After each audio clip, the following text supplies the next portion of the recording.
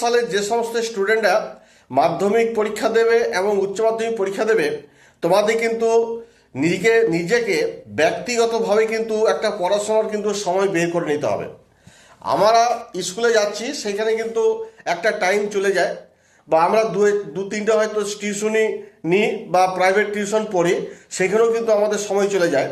কিন্তু আমরা যদি নিজেরা ব্যক্তিগতভাবে নিজেদের যদি পার্সোনালিভাবে যদি পড়াশোনার একটা টাইমটা যদি না করি বা স্টাডি যদি না করি, তাহলে কিন্তু ভালো রেজাল্ট হওয়া কিন্তু সম্ভবপর নয়। সেই জন্য 2026-27 সালে যে সমস্ত স্টুডেন্টরা মাধ্যমিক এবং উচ্চ মাধ্যমিক পরীক্ষা দেবে, তোমাদের উদ্দেশ্য বলবো, নিজেদের এই যে পড়ার যে টাইম, সেই টাইমটা কিন্তু অবশ্যই কিন্তু বের করে নেবে এবং তোমাকে স্টাডি করতে হবে। শুধু যে প্রাইভেট টিউশন পড়তে গেলে সেখানে যে পড়া হয়ে গেল তা নয়। সেখানে পড়ার পর সেখানে হয়তো প্রাইভেট টিউশন যেখানে পড়বে সেখানে হয়তো পড়ানো হবে, অনেক কোশ্চেন দেওয়া হয়, হ্যাঁ, সেইগুলো কিন্তু একটা নিজেকেও পড়তে হবে। আবার স্কুলে যে সমস্ত কোশ্চেন অ্যান্সার লিখিয়ে দেওয়া হয় বা বলে দেওয়া হয় পড়াগুলো, সেখানেও তোমাকে প্রেজেন্ট থেকে সেই পড়াগুলো কিন্তু তোমাকে নিজেকে করতে হবে। অর্থাৎ স্কুলে একটা কিন্তু 5-6 ঘন্টা টাইম চলে যায়, প্রাইভেট টিউশন করে পড়তে গেলে সেখানেও কিন্তু 2-4 ঘন্টা চলে যায়। কিন্তু নিজেকে ব্যক্তিগতভাবে পড়ে স্টাডি করার জন্য সেই সময়টা কিন্তু আমরা অনেকেই কম পাই বা পড়াশোনা হয়েই ওঠে না, এটা কিন্তু আমরা দেখতে পাচ্ছি। যার ফলে দেখা যায় কি, আমরা নিজেরা যদি ঠিকমতো যদি একটা পড়াশোনার সময় যদি না বের করি, তাহলে কিন্তু রেজাল্ট ভালো হওয়া সম্ভব নয়।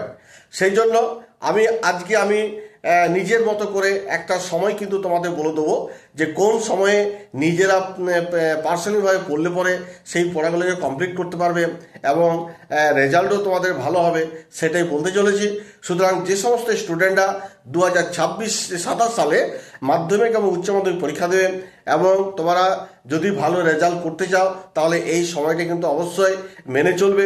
যদিও আমি যে সময়টা করে দিচ্ছি 5-6 ঘন্টা, সেটা আমার সময় অনুসারেও তোমরা করতে পারো, বা নিজেরাও কিন্তু যেমন করে হোক নিজের মতন করেও কিন্তু 5-6 ঘন্টা তোমরা কিন্তু পড়াশোনা কিন্তু একটা সময় বের করে নেবে। তো তোমরা প্রথম থেকে শেষ পর্যন্ত ভিডিওটি দেখতে থাকো। যদি ভিডিওটি ভালো লেগে থাকে তাহলে অবশ্যই কিন্তু একটা সাবস্ক্রাইব এবং লাইক করে দিও, আর পাশে থাকা বেল আইকনটিকে প্রেস করতে একেবারে ভুলো না। দেখো, আমাদের যে মাধ্যমিক বা উচ্চ মাধ্যমিক আমরা যে 2027 সালে দেবো, তাহলে নিজেকে তো বাড়িতে পড়তে হবে। সে পড়ার সময়টা কিন্তু আমাদের কিন্তু খুব কম। হয়তো কারোর সকাল স্কুল আছে, কারোর হয়তো দেখা গেল 10টা থেকে স্কুল আছে, হ্যাঁ, আবার কারোর হয়তো টিউশনি সকালে থাকে, কারোর হয়তো বিকেল দিকে থাকে, হ্যাঁ, এইরকম কিন্তু। অর্থাৎ দেখা যাচ্ছে কি, সকাল থেকে আপ টু সারা বিকেল পর্যন্ত নিজেকে যে তুমি ব্যক্তিগতভাবে যে পড়াশোনা করবে, সেই সময়টি কিন্তু পাওয়া যায় না।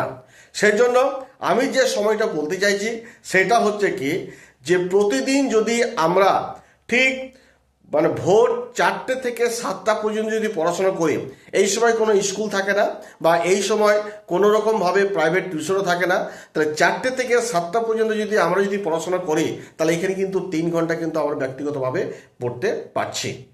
আবার যদি সন্ধে বা রাত্রি 8টার পর যদি আমার কোনো রকমভাবে টিউশনি যদি না রাখি, অর্থাৎ টিউশনি আমরা যতই পড়তে যাই না কেন, রাত্রি 8টার আগে পর্যন্ত কিন্তু আমাদের টিউশনি করব, কিন্তু 8টার পর থেকে কিন্তু আর তোমাকে টিউশনি রাখা চলবে না। তারপর তোমাকে কী করতে হবে, রাত্রি 8:10-15 থেকে তোমাকে ঠিক মতন একটু টিফিন করে নেওয়ার পর তোমাকে কিন্তু একদম পড়াশোনা চালিয়ে যেতে হবে একদম রাত্রি 11টা পর্যন্ত। তাহলে তুমি কিন্তু এখানেও কিন্তু আরও 3 ঘন্টার সময় পেয়ে যাবে। অর্থাৎ সকাল ভোর 4টে থেকে 7টা 3 ঘন্টা, এবং রাত্রি 8টা থেকে তোমাকে একদম রাত্রি 11টা পর্যন্ত এখানেও 3 ঘন্টা, অর্থাৎ 3-6 ঘন্টা।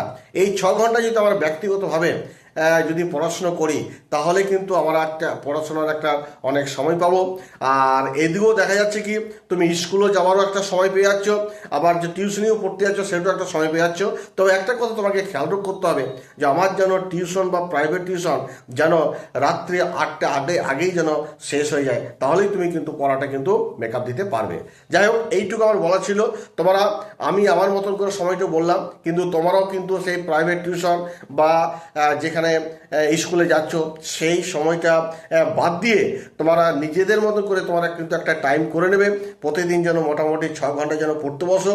নিজেকে যদি পড়াশোনা যদি না করো বাড়িতে বসে, তাহলে কিন্তু তোমার পড়া কমপ্লিট হবে না, কোর্স কমপ্লিট করা হবে না, বা তোমার কিন্তু ভালো রেজাল্ট হওয়ার একটা সম্ভাবনা থাকবে না। সেই জন্য এখন থেকে তোমরা কিন্তু প্রতিদিন 6 ঘন্টা করে ব্যক্তিগতভাবে খাটো, তো পড়াশোনা করো, দেখবে তোমাদের কিন্তু রেজাল্ট ভালো হয়ে যাবে।